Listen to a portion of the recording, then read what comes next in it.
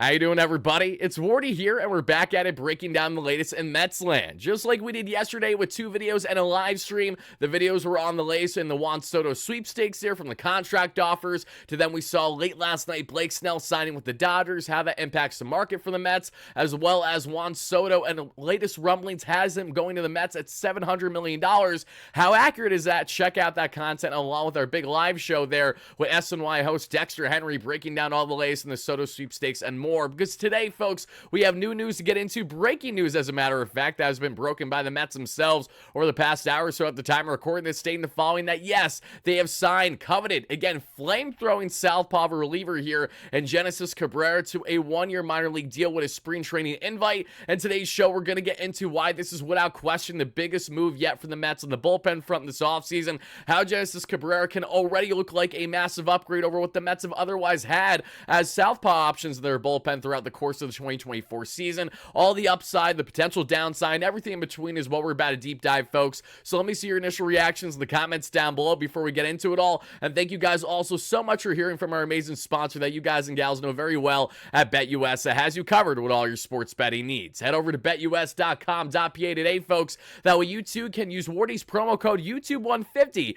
That way you too get a 150% bonus on your first deposit, 125 on your second and your third, for all up to $2,000 for all your sports betting needs. And as you guys can see here, I'm doing a 2-leg parlay that you guys can tail should you wish, but please know you don't need to. I'm not a sports betting expert. Just love to share my daily picks here with BetUS. And we're taking the Houston Rockets out right there on the money line and win straight in their game at minus 205, paired with the Denver Nuggets on their money line straight at minus 410. That's going to bring us to a $25 bet with hopefully at least a $22 payout around there, which is going to be, again, $45+ should both teams win outright in this 2-leg parlay. So I'm going to hammer this right here, right now. Good luck to all my respective sports bettors. And as always, shout out BetUS that has you covered with all your sports betting needs. Now, folks, let's hop back into this one. Let's break down the latest there on Cabrera. As I mentioned, shout out to my man Jacob with the amazing graphic at the WardyNYM X platform. 66,000 followers over there. Make sure to follow the channel in case you haven't already. The X account, I should say. We're doing great things over there. But yes, we know that Genesis Cabrera is now a Met. Whether it's Genesis or Genesis, however you pronounce his name,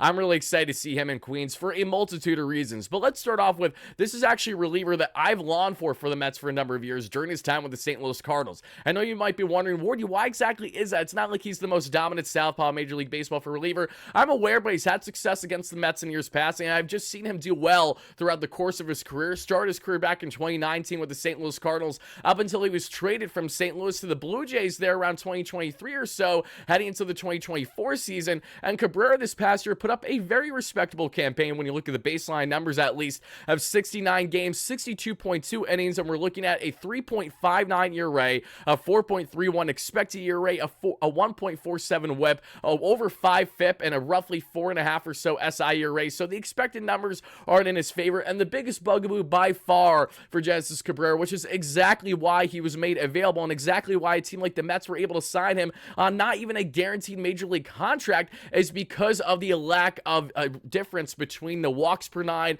and the strikeouts per 9. Cabrera has steadily dropped that. We saw over the past couple years there on the K per 9, and he's in desperate need of another put-out pitch in his 5-pitch arsenal. It's nasty. It's headlined by the cutter there and the sinker, which again sit low to mid to even high 90s that we'll see. He touches 99 on the gun, so he is a flame-throwing lefty. However, the consistency of the velo that we have seen does range at times, but it's certainly one of the more reliable southpaw options in Major League Baseball when looking at relievers that throw absolute gas. There are a few in the game that do it better than Genesis Cabrera, as he actually has himself in the 80th percentile in Major League Baseball among relievers over this past season per Baseball Savant, with an average velocity of at least 96 miles per hour, touching 99 as I mentioned there. He also has a changeup, the curveball, etc. in his arsenal. He does not have a slider, which, as I was speaking to my man Isaac Groffman, the pitching contributor on our platform, shout out to you, Isaac, we both agree that a slider feels like it would be gorgeous for his arsenal, especially a sweeper for that lefty, especially with how he towers over there. Should it go down and away with some nice horizontal movement there when facing lefty-lefty matchups especially. There is certainly a lot of appeal for someone like Genesis Cabrera and his impact that he would have on a team like the Mets right away. And without question, this type of pickup for them, yes, I understand that the underlying numbers aren't that sexy, but should he be able to get the K rate up, which we saw just a year ago where he was right around a 9.5 strikeouts per 9 to a sub 4 walks per 9. Throughout his career, he's north of a 9 K per per 9 pitcher to right around a 3-4 walks per 9 pitcher. So yes, when it comes to the K to walk ratio, it isn't fancy, and that's certainly something that the Mets will have to work with. But what the Mets are hoping to get here in Genesis Cabrera is a guy that has pure stuff, nastiness on the velocity, something that they lacked heavily from their soft tossing southpaws and Danny and Alex Young this past season. Now they get a surefire guaranteed thing on the velocity. Yes, he's a little bit of a wild thing when it comes to commanding the zone, but should he be able to hammer that fastball well, maybe dial back on the cutter usage, which was heavy last year at right around 39% of his arsenal. Maybe mix things up a bit there that we have seen, utilize that sinker more. As we know, David Stearns has gotten great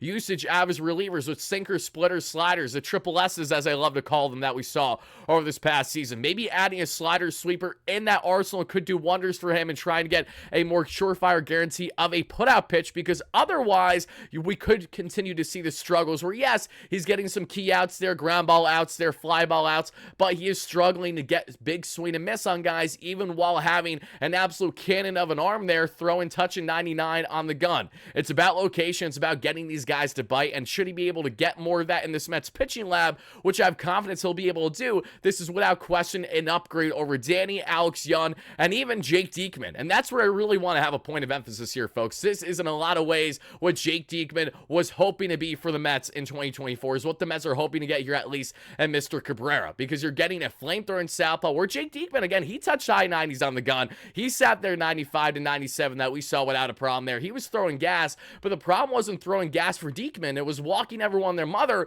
and not getting nearly enough swing and miss, especially lefty-lefty, when that is one of your biggest jobs in general when you're going out there, either low leverage or even at times, more often than not, sadly for the Mets, in high leverage situations. The Mets are in dire need of reliability from not only flamethrowers, but southpaws in this bullpen, and Cabrera gives them the opportunity to see big time with their pitching lab and this year's spring training, where, again, if he say looks absolutely terrible, then they can move on to the next. The Mets are going to have a plethora of relievers, a lot of them similar to this on minor league deals. I told you guys entering the offseason, yes, they may sign maybe one or tops two flashy names on the reliever from the free agent market, but they're not going to overspend. And you want to know why? It's similar to the Dodgers and other great organizations. We shouldn't be relying on having to overspend on relievers coming off of, say, career years. What we should be doing is churning out fantastic relievers because of our great pitching lab in-house in this organization. That should be the difference. That's what the Dodgers do every year. That's what the Rays do every year. That's what, to an extent, we have seen what other organizations, including the Houston Astros, do greatly over the past number of years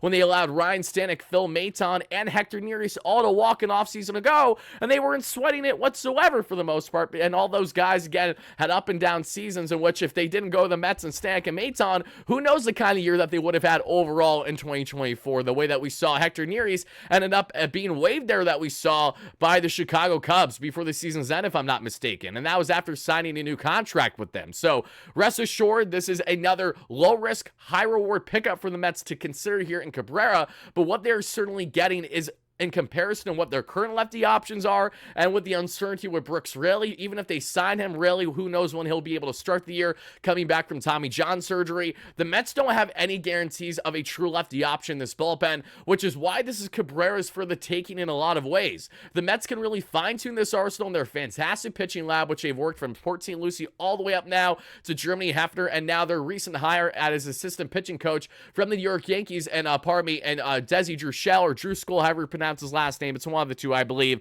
He's really going to help with pitch shape and really fine-tuning arsenals. And Germany Hefner has shown his ability to help get proper adjustments out of pitchers out of the course of the year. And let's also not forget, this reliever pickup could mean a lot to the Mets when it comes to him impacting them, or it could mean absolutely nothing, because as David Stearns said it best heading into the 2024 season, how we start the year with the bullpen is going to be so drastically different from how we end the year, and he couldn't have been more accurate with that to a degree. Remember Michael Tonkin. Remember Johan Ramirez. Remember so many other different relievers that you guys probably forgot about, more so in the first half of the 2024 Metropolitan bullpen season, because they parted ways with guys fast when they knew who was going to fit, who was going to stay, and who wasn't. I think that's important for the Mets to make sure that they aren't too tied down to guys where you further are if you go out your way to overspend on relievers, especially on multi-year deals, which is why you're dependent on them and expecting them to ball out every time, the way that the Mets were heavily dependent on Edwin Diaz pretty much right from the jump last season in 2024. And as we look further here, folks,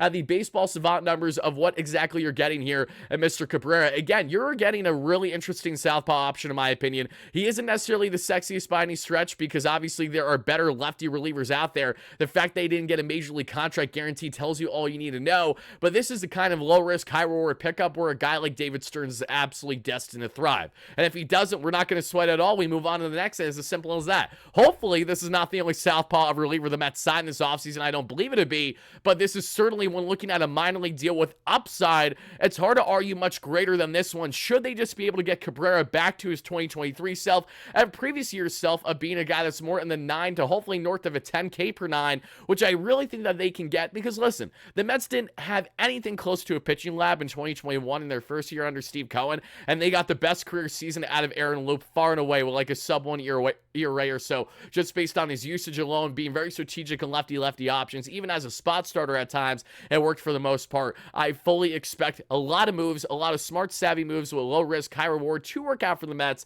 in 2024, and hopefully Cabrera finds himself in that category. As I mentioned, with the cutter there that sits right around 89 miles per hour, the sinker at 96, the four-seam at 96, the curveball at 78, 79 miles per hour, and the changeup at 88. Maybe taking one of those out and putting a slider sweeper in, or just adding a sweeper in general, and then making sure that you're going to have less usage on the cutter, really having more differentiation between facing lefties and righties, whatever is going to be best for his matchup. So Mets fans, that is what I'm going to leave you with. Let us know your thoughts in the comments down below on the latest bullpen acquisition for the Mets, their biggest one yet this offseason, one can rightfully argue here, and landing Genesis Cabrera on a one-year minor league deal with a spring training invite. Whatever your thoughts are, drop them down below, and stay tuned for all things Mets all offseason long. Breaking news, rumors, key reports, interviews, insight, you name it, we're going to have you covered here on the platform as we always do. Thanks again, folks, and as always, no matter what, let's go Mets, baby. Peace out.